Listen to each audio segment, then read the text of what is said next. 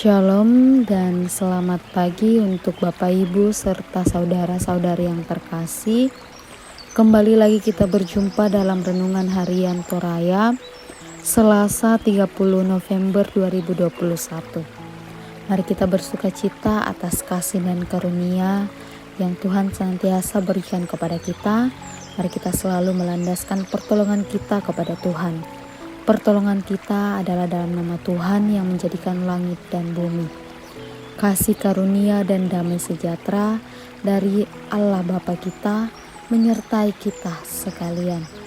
Bapak Ibu serta saudara-saudari yang terkasih, sebelum kita melanjutkan aktivitas kita, mari kita melandasinya dengan membaca dan mendengarkan firman Tuhan untuk menjadi penuntun di dalam setiap aktivitas dan setiap langkah kehidupan kita.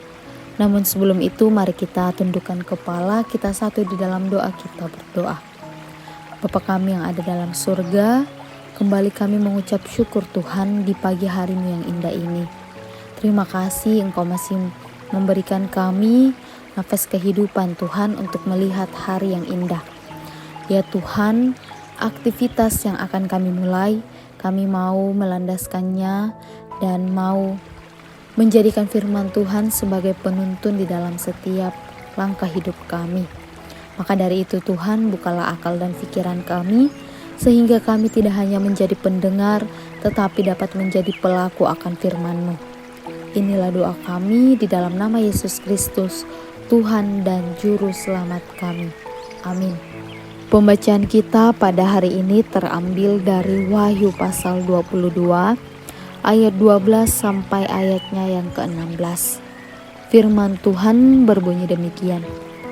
Sesungguhnya aku datang segera dan aku membawa upahku untuk membalaskan kepada setiap orang menurut perbuatannya. Aku adalah Alfa dan Omega, yang pertama dan yang terkemudian, yang awal dan yang akhir. Berbahagialah mereka yang membasuh jubahnya, mereka akan memperoleh hak atas pohon-pohon kehidupan dan masuk melalui pintu-pintu gerbang ke dalam kota itu.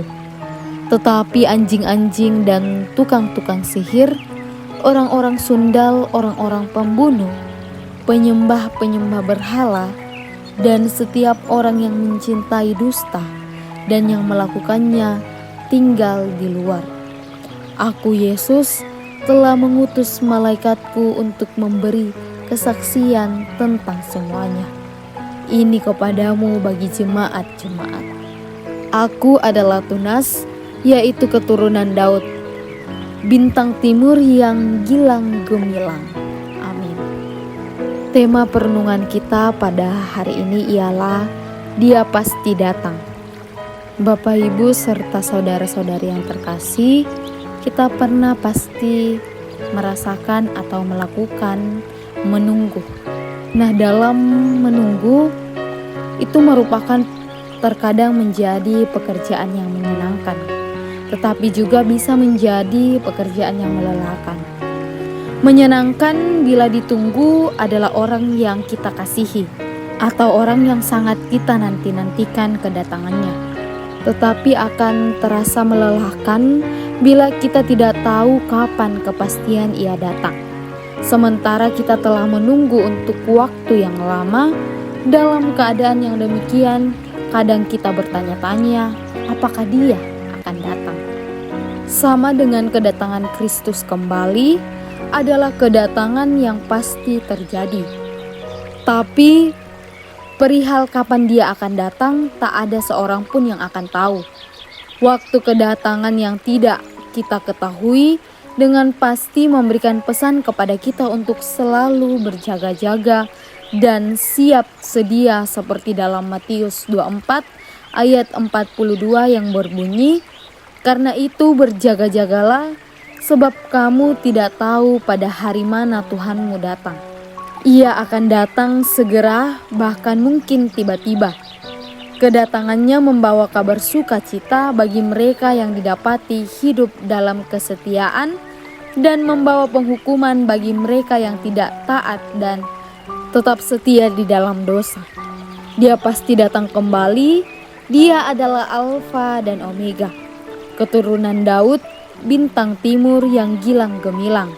Nah, maka dari itu Bapak Ibu serta saudara-saudari yang terkasih, kita percaya bahwa Dia akan datang segera.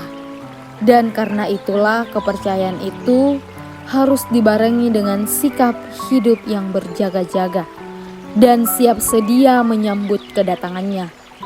Menanti keadaan membuat kita lengah, namun firman Tuhan kembali mengingatkan kita bahwa Aku datang segera dan Aku membawa upahku untuk membalaskan kepada setiap orang menurut perbuatannya. Oleh karena itu, jemaat Tuhan yang terkasih, semoga kita didapati tetap hidup dalam kesetiaan kepadanya ketika Ia datang kembali. Amin. Nah, Bapak Ibu serta saudara-saudari yang terkasih, mari kita kembali menundukkan kepala kita satu di dalam doa kita, berdoa. Kembali kami tundukkan kepala ke hadirat-Mu Tuhan, mengucapkan syukur atas firman di pagi hari yang indah ini yang masih boleh kami dengarkan.